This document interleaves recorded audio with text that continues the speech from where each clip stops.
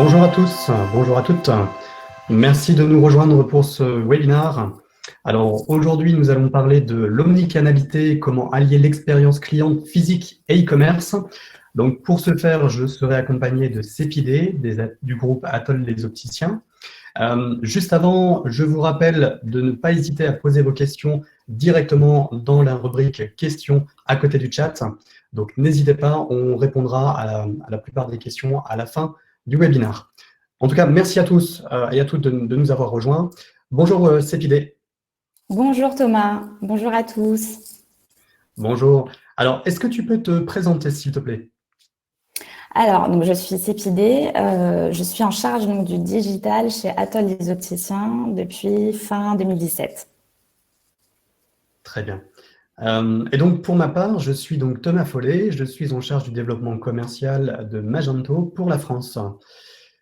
Donc aujourd'hui, comme je l'ai dit tout à l'heure, l'objet de ce webinaire est vraiment de parler de l'omnicanalité.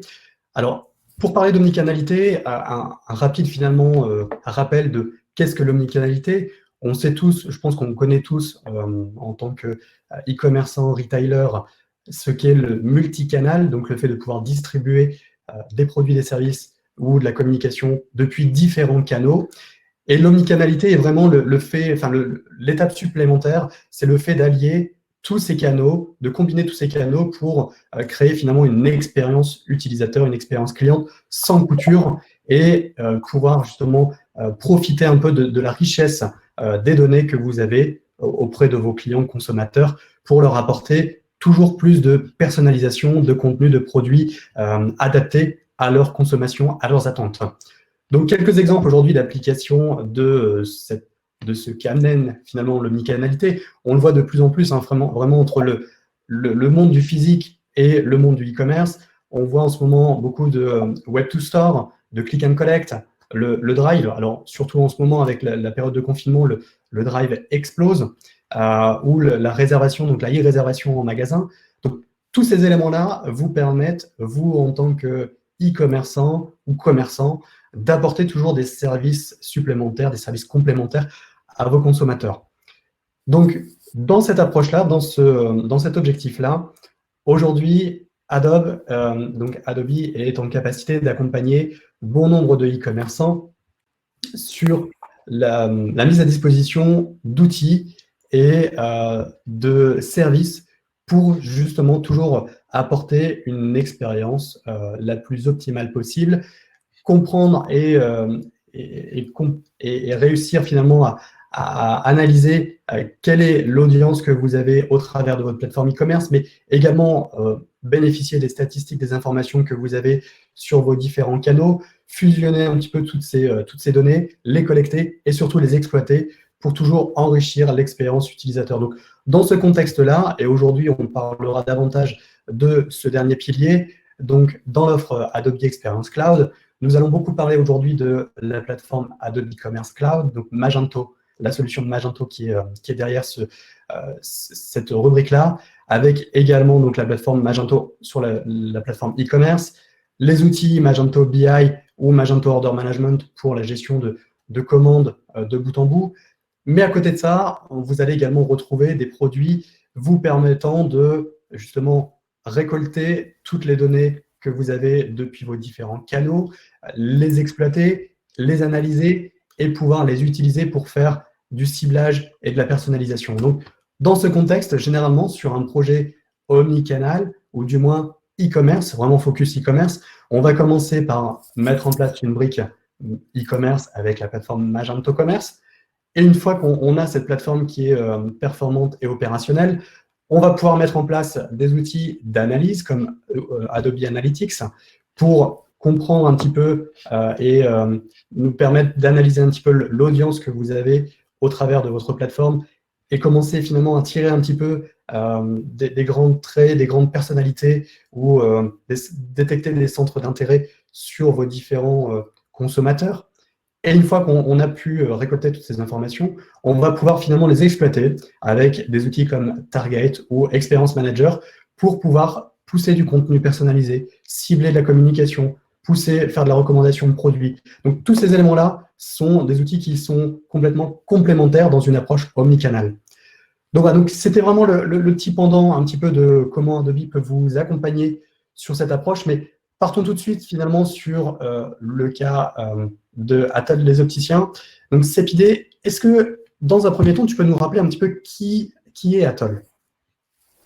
Alors, déjà, je suis très contente de pouvoir partager l'expérience Atoll Magento 2 avec vous tous. Donc, Atoll, c'est une coopérative donc, de 750 opticiens indépendants qui se place en fait en référent de la santé visuelle et qui propose en fait une expertise très personnalisée en local et surtout de proximité au service du bien-voir de ses clients. Alors sur la partie purement digitale, le premier site Atoll a été lancé dès 1999. Donc on voit bien que c'est une enseigne qui place quand même l'innovation au cœur de sa stratégie, puisque très tôt, il y a eu un premier site internet donc très orienté contenu. Et en 2010, ce site internet a été refondu donc pour un site Magento 1, donc à l'époque, qui était plutôt orienté sur la personnalisation et l'essayage virtuel et surtout sur l'aspect web to store, donc avec des pages et des pages boutiques donc pour chaque magasin. Et en 2015, le site a été refondu donc pour correspondre davantage aux besoins et aux choses qui se sont passées entre 2011 et 2015, donc sur la partie plus expérience client. Et donc, la partie e-commerce a été lancée à ce moment-là. En 2016, l'agence DND a repris donc le site qui avait été refondu l'année précédente par une autre agence. Et donc du coup, à ce moment-là, on a commencé un peu à se poser la question de savoir si il n'était pas intéressant de revoir un peu cette plateforme pour qu'elle corresponde davantage aux besoins des clients et des opticiens. Et donc du coup, on est passé en 2019 sur une migration Magento 2. Donc, Donc, on a lancé la plateforme en février 2020. d'accord, donc c'est très récent finalement, donc félicitations pour ce lancement. Quels ont été un peu les objectifs de cette nouvelle plateforme? Alors, l'objectif du site Atoll, il est double. Il a toujours été de générer en premier lieu du trafic en magasin, puisqu'en fait, on a 750 points de vente et que nous existons parce que nos magasins existent. L'autre point, c'était de dire on va commencer à développer le e-commerce et donc du coup, il va falloir changer de plateforme pour que l'expérience client sur le site internet soit quand même davantage orientée sur le mobile, avec un parcours client plus fluide, avec des fonctionnalités qu'on retrouve chez les e-commerçants, d'ajout au panier, de fluidité lorsqu'on passe une commande et tous ces éléments-là. Et on avait tout l'aspect omnicanalité. Donc l'idée de ce site, c'était de dire que un client qui arrive en magasin et qui achète un équipement, et comme beaucoup de retailers, on avait ce problème de dire le client, une fois qu'il sort du magasin, il arrive sur le site, il revient sur le site et on ne retrouve aucun élément sur ce client, il est obligé de se recréer un compte. Donc tout le principe d'omnicanalité à ce moment-là, c'était de dire un client qui se trouve en magasin, on lui crée systématiquement un compte web digital sur lequel il va retrouver l'ensemble des informations qu'il va communiquer à son opticien, donc son acuité visuelle, mais aussi tous les documents qui sont chargés en magasin, donc tout ce qui est ordonnance, carte de mutuelle, enfin tous ces éléments qui sont assez administratifs, et surtout retrouver ces équipements, puisque aujourd'hui on sait que quand on achète des lunettes, on a les montures, les verres, et en tant que client, on apprécie quand même de retrouver ces éléments-là sur le site pour être, on va dire, un peu plus, pour casser en fait le silo entre le magasin et le site. Et on va voir un peu plus tard que l'inverse, la réciproque est assez vraie, puisque l'idée c'est aussi de dire un client qui arrive sur le site peut préparer son achat en magasin avec un parcours, on va dire, client assez fluide et la possibilité potentiellement de télécharger des documents qui seront communiqués à son opticien. Et enfin, sur la partie plus performance, l'idée, c'est d'améliorer aussi les performances par rapport à la plateforme qu'on avait Magento 1, qui était quand même relativement lente. Quand on arrivait sur le site, les pages se chargeaient très lentement. On avait quand même des éléments qui étaient pas forcément très bien travaillés sur le tunnel d'achat. Et donc, l'idée, c'était de dire on va aller améliorer aussi ces performances pour proposer l'expérience client la plus adéquate. Très bien. Alors, on sait que du coup, déjà, un projet de refonte e-commerce, c'est un projet important, mais en plus, avec une approche omnicanal, c'est d'autant plus important. Il faut vraiment, j'imagine, ordonnancer ce projet d'une manière très millimétrée. Donc, est-ce que tu peux nous donner un petit peu plus de contexte sur les étapes que tu as suivies dans ce projet? Alors, sur les étapes, donc déjà, on a eu la première question qui s'est posée, c'était de dire, bon, est-ce qu'on va changer de plateforme? Est-ce qu'on peut améliorer la plateforme qu'on avait à l'époque, c'était un Magento 1, ou est-ce qu'il vaut mieux complètement tout casser et tout remonter? On a fait des audits avec l'agence DNB qui nous accompagnait à l'époque sur l'autre plateforme, et en fait, on s'est rendu compte qu'il y avait tellement de choses à améliorer qu'il valait mieux complètement refondre le site. Et donc, du coup, on a choisi de le faire avec cette agence-là, qui nous a proposé une méthode d'accompagnement et une méthodologie globale qui correspondait assez bien à notre organisation interne chez Atoll, avec vraiment une capacité d'accompagnement, on va dire, des équipes sur la partie justement omnicanalité et tous les flux qu'on a dû mettre en place pour réussir à sortir ce site avec les fonctionnalités qu'on souhaitait. Et donc, du coup, sur la partie purement projet, ce qu'on a fait, c'est que on a lancé donc des ateliers UX/UI pour définir avec les différents métiers ce qu'il fallait mettre en place sur ce site pour qu'il réponde aux attentes. On a poursuivi donc avec les ateliers techniques pour pouvoir définir notamment toutes ces fonctionnalités, en fait, finalement, nécessiter des flux, produits, clients, commandes, voilà. Donc, ça a nécessité quand même un certain nombre d'ateliers techniques et un véritable accompagnement, sur quoi on a vraiment été très bien accompagné par l'agence DND et aussi sur la partie plus choix des outils, on va dire. Puisque on a choisi de plugger un certain nombre d'outils pour améliorer l'expérience client et on s'est servi en fait finalement de la plateforme Magento 2 comme un socle, on va dire, solide pour pouvoir venir y ajouter tous les outils nécessaires à cette expérience client optimale.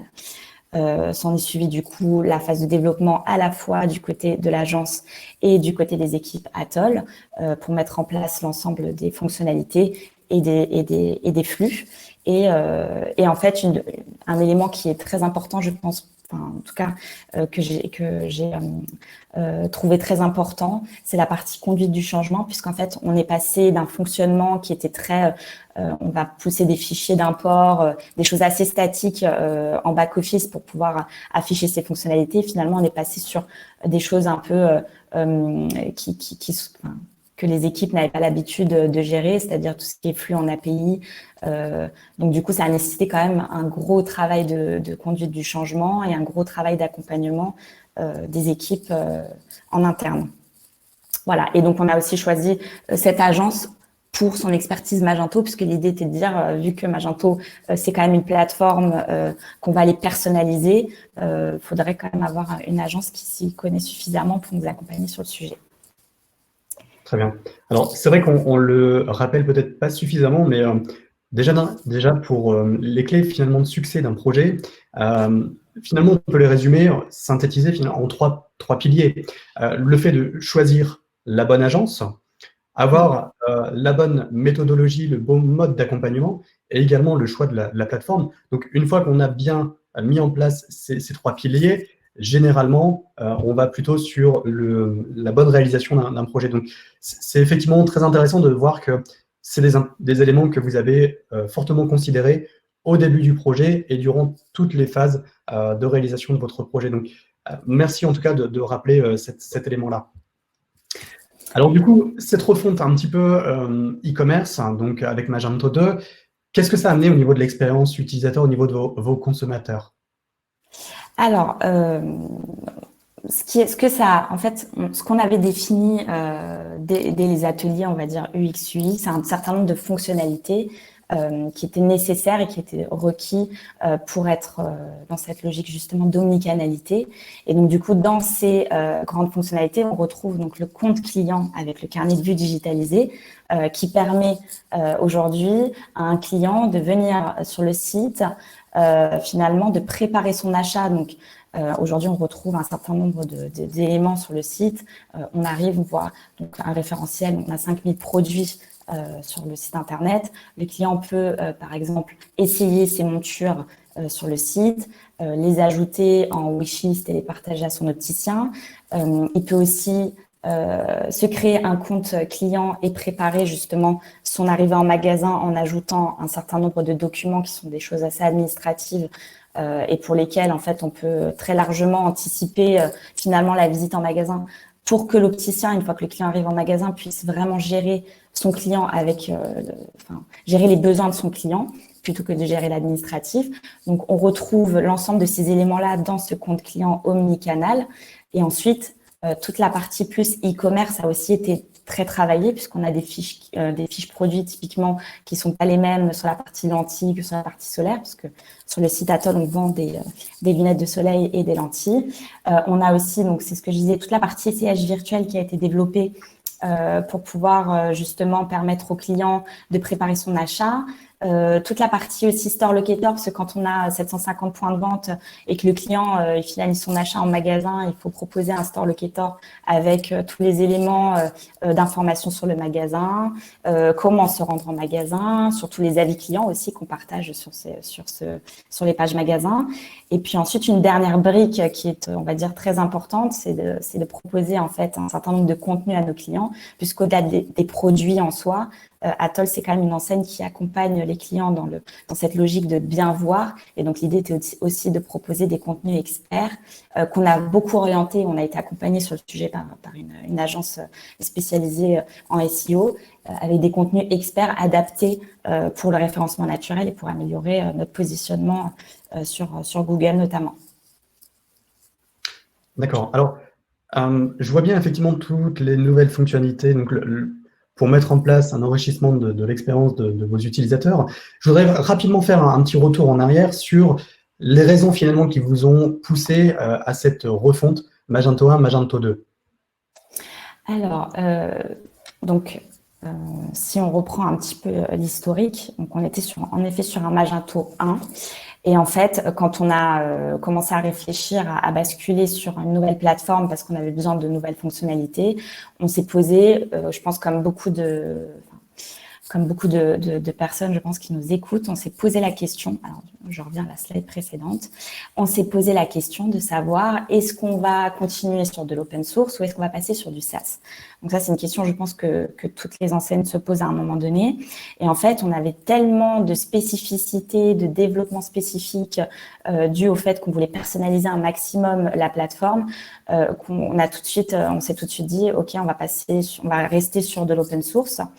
Et en fait, comme on était sur un Magento 1 et que finalement, on voulait on voulait conserver cette brique e-commerce et qu'on voulait personnaliser la plateforme et qu'en plus, on avait notre agence qui était spécialisée Magento, on a décidé de conserver donc une plateforme Magento. Ensuite, l'autre sujet était de dire Magento 1, finalement, il n'y a plus de support. Parce qu'à l'époque, donc ça avait été annoncé, le support Magento 1 prenait fin. Et à cela, en fait, le problème qui se posait, c'était de dire il va y avoir un souci de sécurité sur la plateforme.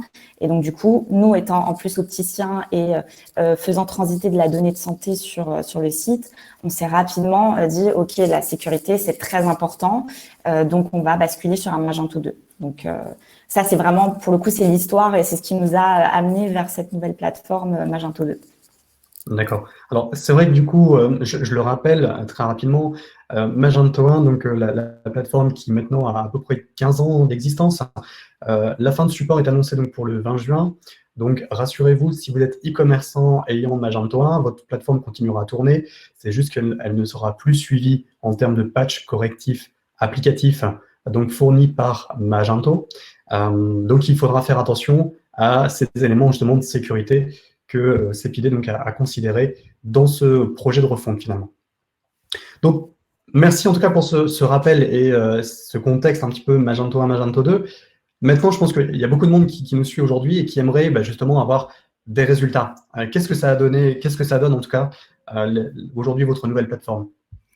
Alors, on a lancé donc du coup cette plateforme Magento 2 en février donc, de cette année. La plateforme n'a quand même pas beaucoup on n'a pas beaucoup de recul aujourd'hui sur ce que ça peut générer en termes de performance, sachant qu'en plus, peut-être 3 ou 4 semaines après le lancement, on a eu cette crise coronavirus qui est arrivée.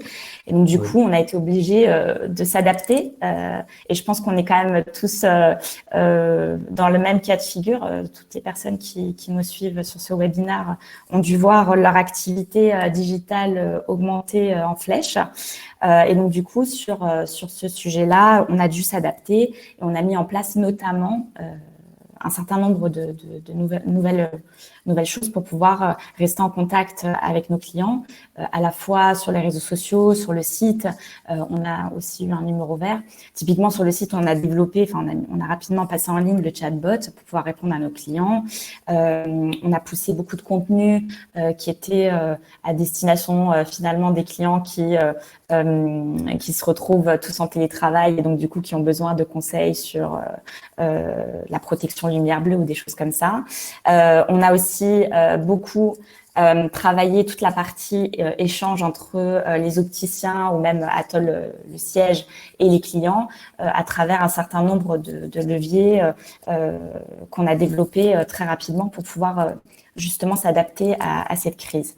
On a aussi mis en place des services de livraison offertes, des services de rendez-vous à distance pour pouvoir répondre aux besoins de nos clients.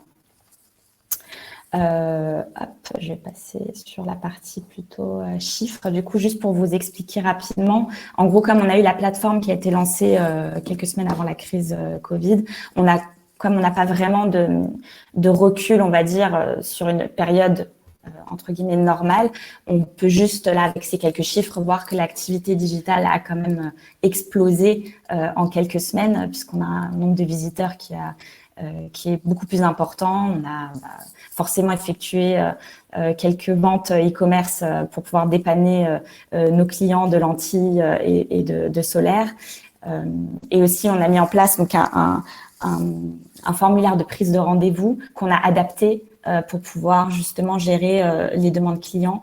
Parce que l'idée était de dire, on va proposer aux clients qui ont par exemple cassé leurs lunettes de les dépanner.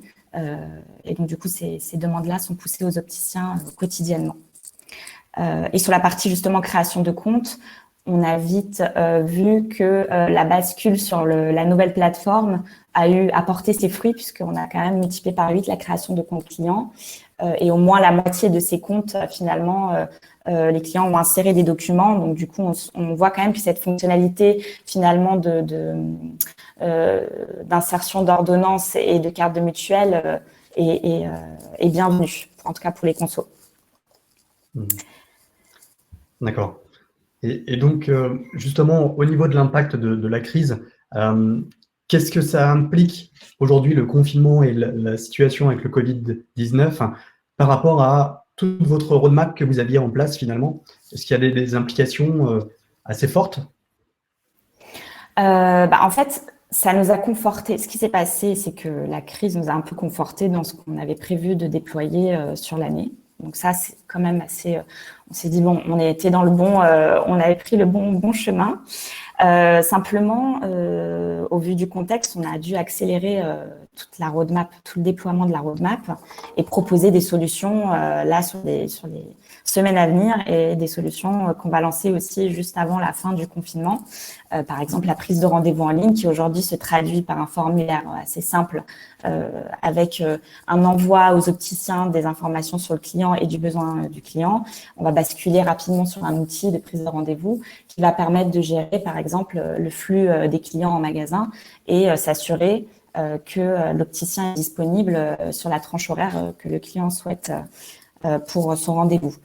On a aussi eu donc du coup une confirmation de ce que je disais avec toute la partie omnicanal, de dire on est sur un compte client qu'on va créer sur le site, on va uploader un certain nombre de documents et ces documents seront communiqués aux opticiens pour pouvoir préparer la visite du client.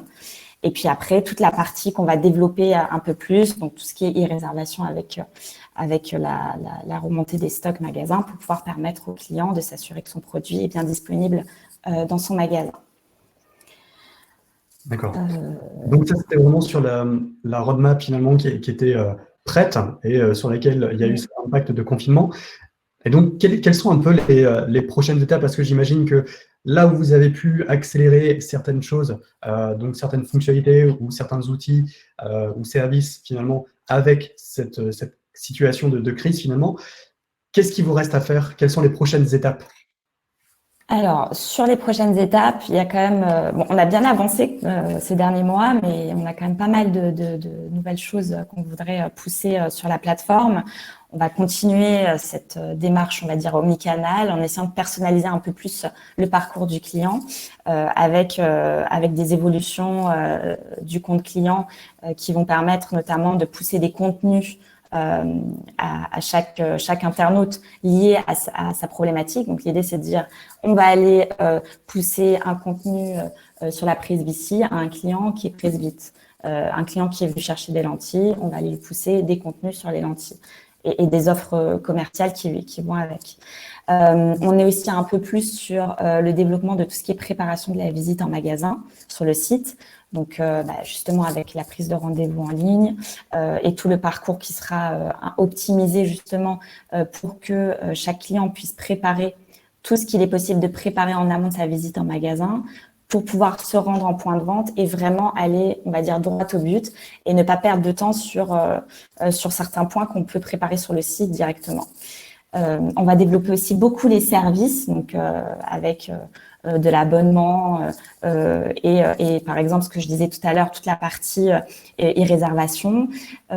L'expérience e-commerce à proprement parler sera aussi améliorée puisqu'on va aller sur l'ajout de fonctionnalités e-commerce telles que le merchandising des produits. On va aussi pousser beaucoup tout ce qui est panier abandonné. Enfin, tout ce qui est expérience e-commerce à proprement parler, qui n'est pas encore live sur le site et qui va l'être là dans les semaines qui viennent. Et d'autres sujets aussi qui sont apparus très importants, donc toute la partie PIM pour gérer la donnée produit. On avait déjà en tête de le faire parce qu'on a retravaillé toute la donnée produit pour le nouveau site, pour l'organiser, l'enrichir. Et donc, on a aussi un projet donc de PIM qu'on va lancer avec Akeneo. Et toute la partie, bien évidemment, gestion de lead, puisque quand on développe tous les canaux qu'on est en train de développer qui n'existaient pas jusque-là, il va falloir orchestrer cette gestion. Et donc, du coup, l'idée, c'est de mettre aussi à disposition des opticiens des outils pour gérer ces contacts qui viennent de différents leviers. D'accord, donc finalement, une roadmap quand même assez riche. Donc je pense que vous serez relativement occupé pour les prochains mois, prochaines années. En tout cas, c'est très intéressant de voir tout ça, de voir un petit peu comment vous avez appliqué cette approche omnicanal dans ce projet de refonte e-commerce. Donc merci beaucoup pour toutes ces précisions. Alors, on va passer justement maintenant aux questions-réponses et je sais qu'elles sont bien nombreuses. Donc, je vais essayer d'en prendre quelques-unes. N'hésitez pas, donc, vous qui nous suivez, à poser vos questions dans l'onglet « Questions » pour qu'on puisse prendre le temps d'y répondre. Rassurez-vous, cette présentation sera également disponible en replay si vous avez manqué des informations et nous prendrons le temps également de répondre à toutes les questions dont on n'aurait pas pu évoquer là en direct dans un second temps. Donc, cette idée, je vais me permettre de prendre quelques petites questions, puisque je vois que beaucoup s'intéressent finalement à ton projet omnicanal, au groupe Atoll. Donc, si tu veux bien, je vais juste revenir un petit peu sur la méthodologie, sur l'organisation, avec une question de Michael, qui nous demande, est-ce que vous avez des équipes techniques en interne, donc des développeurs Magento, ou est-ce que vous avez tout confié à l'agence DND? Alors, on a des équipes SI qui travaillent sur la partie outils SI Atoll, donc tout ce qui est ERP, tout ce qu'en fait tous les outils qui sont utilisés en magasin. Et l'agence DND, on s'est appuyé donc complètement sur cette agence pour développer la plateforme Magento 2. Donc tous les développements qui ont été faits sur la plateforme ont été réalisés par les équipes DND. Et de notre côté, tous les développements qui étaient nécessaires pour pouvoir justement créer les flux entre le RP et nos différents outils SI, site internet, ont été développés par les équipes Atoll. D'accord. Donc en fait, il y a des équipes techniques des deux côtés. D'accord. Donc justement, toujours sur cette méthodologie, une question de Christelle. Est-ce que vous avez travaillé sur une méthodologie agile et est-ce que vous avez intégré ou fait participer des utilisateurs, des clients finaux dans ce projet? Et est-ce que tu as également retravaillé les personas? Alors, on a travaillé donc toute la partie UX et UI en amont des ateliers, enfin du projet, c'est-à-dire que toute la partie expérience utilisateur a été travaillée en amont.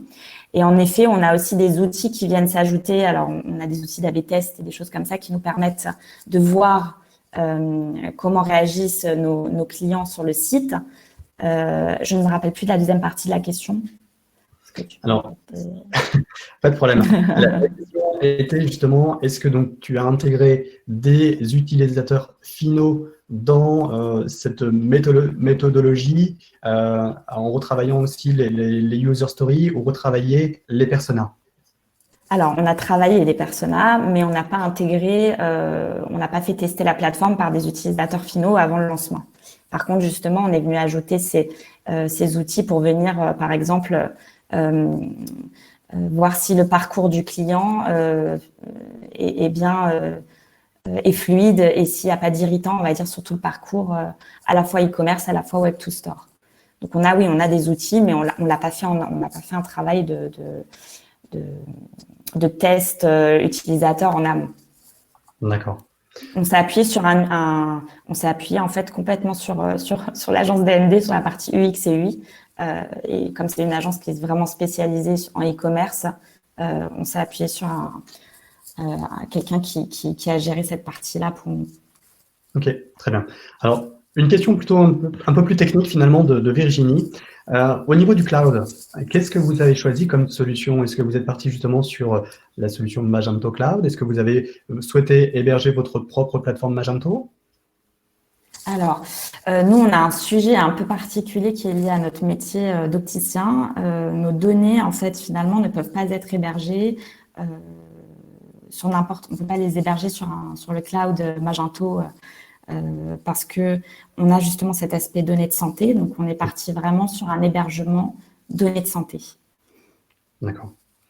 Et donc, ce qui me permet finalement de rebondir aussi sur une question de Romain qui demandait au niveau des données justement personnelles, donc tu as répondu en partie à cette question, où est-ce qu'elles sont stockées? Donc naturellement, comme tu es parti sur une solution d'hébergement que vous avez choisie, elles sont hébergées directement via ce service, donc ce provider, et elles sont hébergées généralement, donc les données Magento sont hébergées sur le serveur de hosting, soit sur les solutions Magento Cloud, donc sur les serveurs Amazon ou Azure, tout dépendra de l'orientation qui sera faite, ou soit, comme là, le choix de Atoll était de partir sur une version on-premise, donc uniquement l'applicatif, et Atoll garde la main sur la partie hébergement infogérance.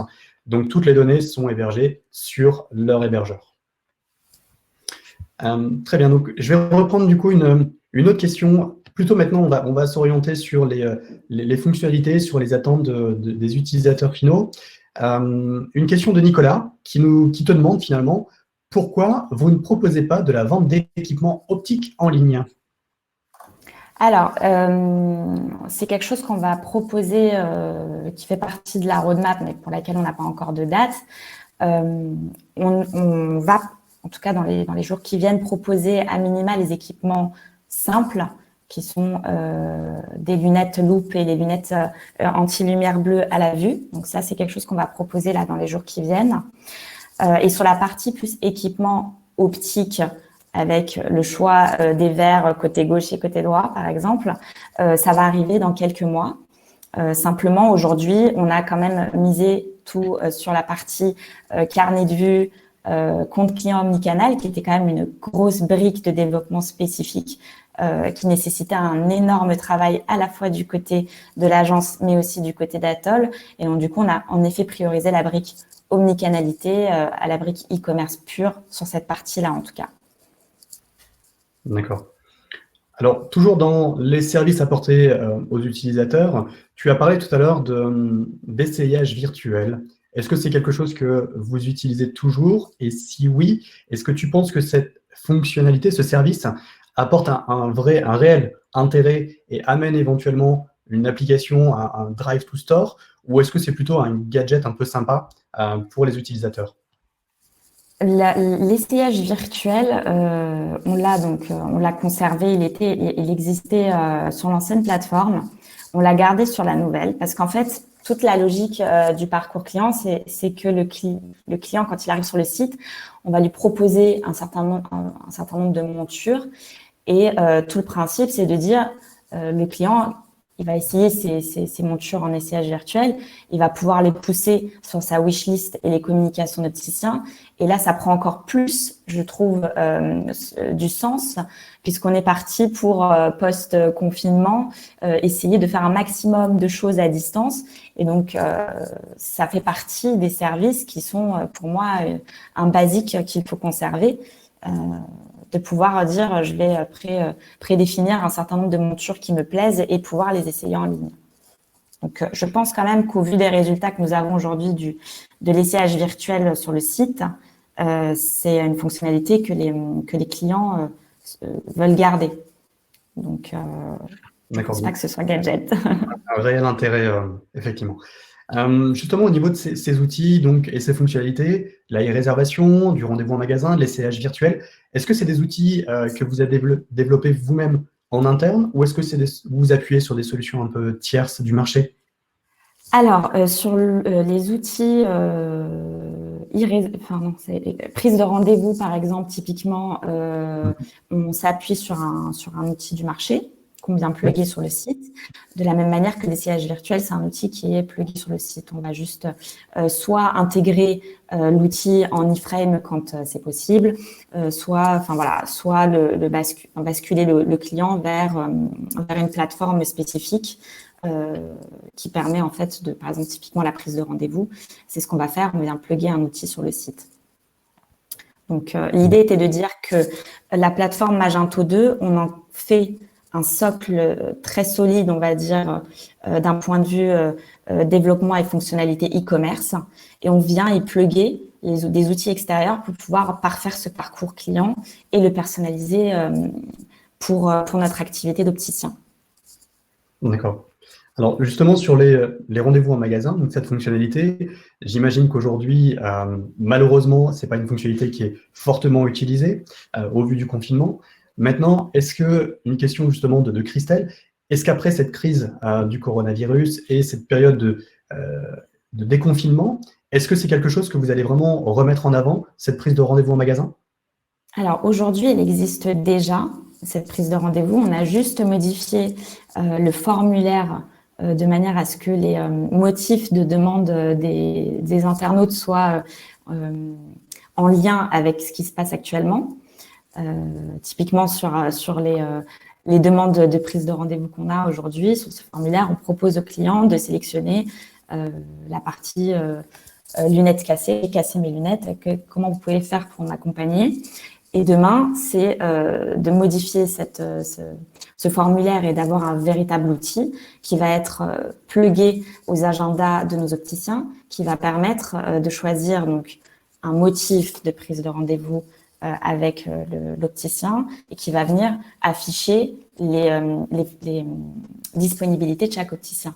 Donc comme ça, le client, quand il prend un rendez-vous, il va le prendre en fonction des vrais dispos du magasin. Donc, ça sera une fonctionnalité qui sera mise en avant, qui sera aussi très utile dans cette logique de dire qu'on veut réduire le temps passé, le temps de contact en magasin. Donc, typiquement, toute la roadmap qu'on avait établie sur 2020 avait du sens déjà. Et là, ça en a encore plus avec la période qu'on est en train de traverser. D'accord. Je reviens un petit peu sur finalement vraiment ce projet de migration, de refonte. J'ai plusieurs personnes qui me demandent combien de temps ça a pris cette migration et vraiment dans sa phase globale, de l'étude jusqu'à la réalisation. Combien de temps ça a pris? Donc, il a fallu, dans un premier temps, se dire qu'on va changer de plateforme. Donc, ça a pris quand même 2-3 mois, le temps de faire un audit. On a lancé des ateliers, donc c'est des ateliers qui ont duré entre 6 et 9 mois à peu près, entre la partie UX et la partie technique. Donc, on va dire que vraiment, on a commencé à travailler mi-2018 dessus et on a lancé là début 2020. Donc, c'est quand même un vrai projet qui nécessite quand même de changer tout le fonctionnement de ce qui existait avant, d'un point de vue technique. Et donc, du coup, ça prend quand même beaucoup de temps et de bande passante dans les équipes, à la fois du côté de l'agence et du côté d'Atoll. Donc, on est sur un projet de, oui, un an et demi quand même. D'accord. Et donc, dans ce projet refonte avec une approche vraiment omnicanal, est-ce que ça impose obligatoirement de changer d'outil CRM ou pas forcément? Pas forcément, puisque en fait, aujourd'hui, on n'a pas encore fait toutes les mises en place nécessaires, mais non, parce qu'en fait, Magento permet d'aller connecter les outils CRM du marché. Et même quand on a un outil CRM maison, on peut développer des connecteurs pour pouvoir mettre en place les flux nécessaires. Donc non, il n'y a pas ça ne nécessite pas forcément de changer de CRM. Après, on peut le faire aussi dans une logique de besoins liés à l'enseigne, mais on peut très bien conserver l'outil CRM. Nous, aujourd'hui, on est sur un outil, on est sur Adobe. Demain, si on veut connecter le site avec Adobe, il suffit juste de déployer le flux. D'accord. Alors, justement, là, on a parlé de la brique CRM, mais au niveau de la gestion de contenu, au travers donc, de votre nouvelle plateforme Magento 2, est-ce que c'est finalement facile d'utilisation par vos équipes marketing communication avec la fonctionnalité, par exemple, de Page Builder, ou est-ce que vous utilisez un autre outil Adobe, type Experience Manager, par exemple, pour gérer toute cette stratégie de contenu? Alors, sur la plateforme, sur Magento 2, on voulait mettre en place donc, le module Bluefoot qui est intégré à Magento. Mais on a commencé à développer le site plus tôt que le module. Le module n'était pas encore en place sur la plateforme.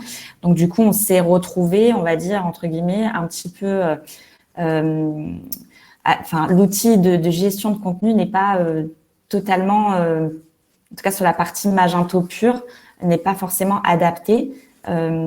Puisqu'on n'a pas mis en place ce module Bluefoot. Mais aujourd'hui, il existe et si vous faites une refonte Magento 2, vous pouvez totalement utiliser ce module-là. Il est intégré en fait à la plateforme. Et donc, dans cette omnicanalité, un petit peu quid de la partie mobile, smartphone, est-ce que vous partez plutôt, vous, sur une application native iOS, Android, ou est-ce que vous avez une autre approche? On a travaillé le site de manière à ce qu'il soit mobile friendly. Donc, on a fait tout le maquettage. On a été sur du mobile first, on va dire, sur la partie UX UI des ateliers qu'on a eus.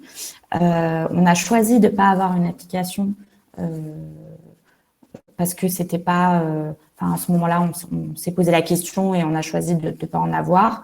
Il est totalement possible de prévoir un bon parcours mobile en utilisant Magento 2 sans aller ajouter une application par-dessus.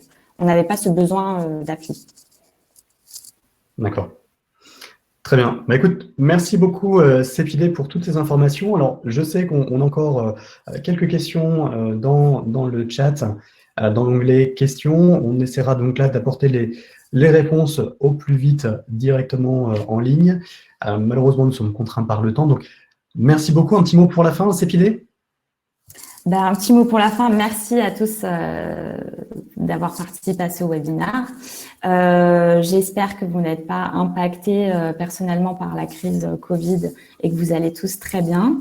Et surtout que vous êtes en train de préparer la reprise puisque La fin du confinement est annoncée pour dans quelques jours. Donc, bon courage à tous ceux qui ont une roadmap bien remplie. Et je vous dis à très bientôt. Et surtout, si vous avez des questions, n'hésitez pas, on va y répondre. Bien. Merci beaucoup de s'épiler.